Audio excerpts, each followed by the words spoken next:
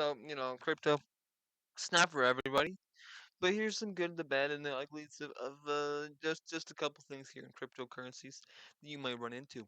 That I figured, why not, right? Touch little things, put a little thing up. Markets are down. We're sad. At the end of the day, DCA and stake and chill. Look, so pulsechain, Ethereum, all great things. All look at that. It's green, but Ethereum, it's kind of green too for a couple days now.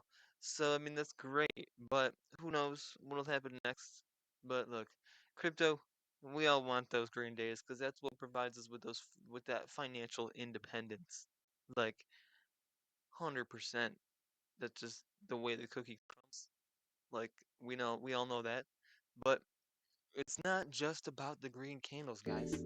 There's technological, technological.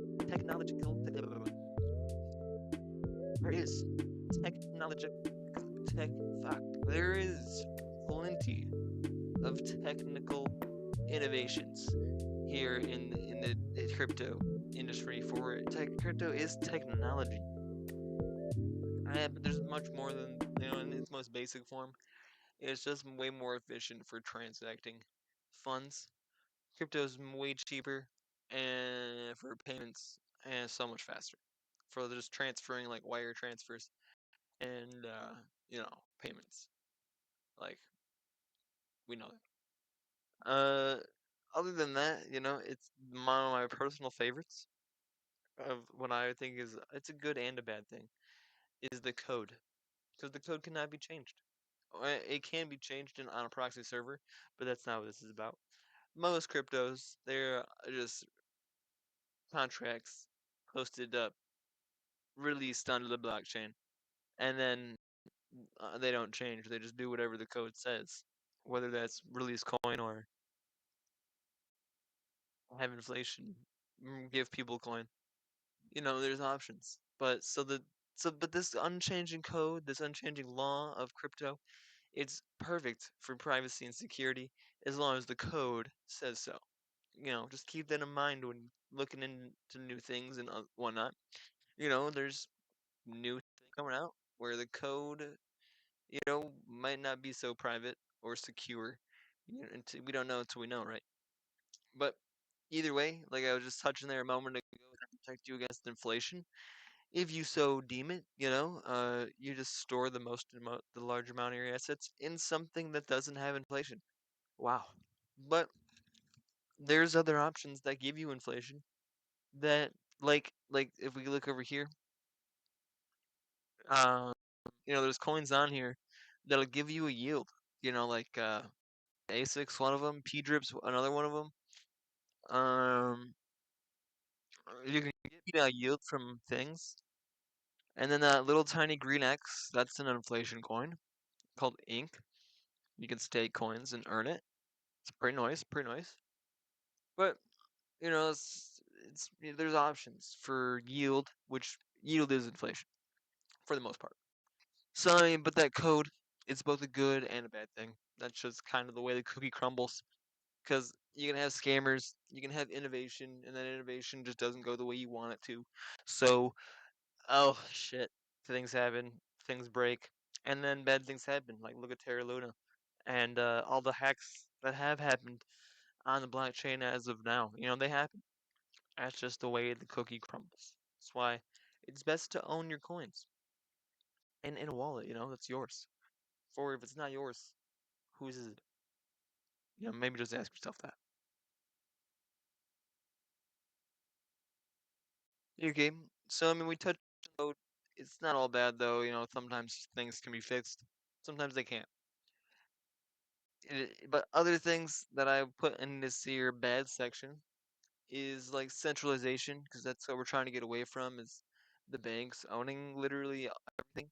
Um, so, get involved, learn it up, peeps, and get into crypto. So that way it's not so centralized. Because right now there's not as many people involved, so it is going to be more centralized, even though all crypto people preach decentralization. But really, it's not that scary. Like, yeah, there's ugly things we're gonna touch on too. But look, end of the day, just driving to work it can be more scary than crypto. Like, we've all had those days. The ugly part of crypto is what I'm classifying as like the pump and dumps. That's like really the ugliest part. And right now, you've got to be, um, you got to own your keys if you really want to own it or to own your crypto. So don't lose them. That's your skeleton key. Don't lose your keys, G, because that's your skeleton key to your DeFi bank. Just gotta play it smart. Put it in, a safe or next to your social security card. Whatever. You just gotta not lose it. It's not that hard.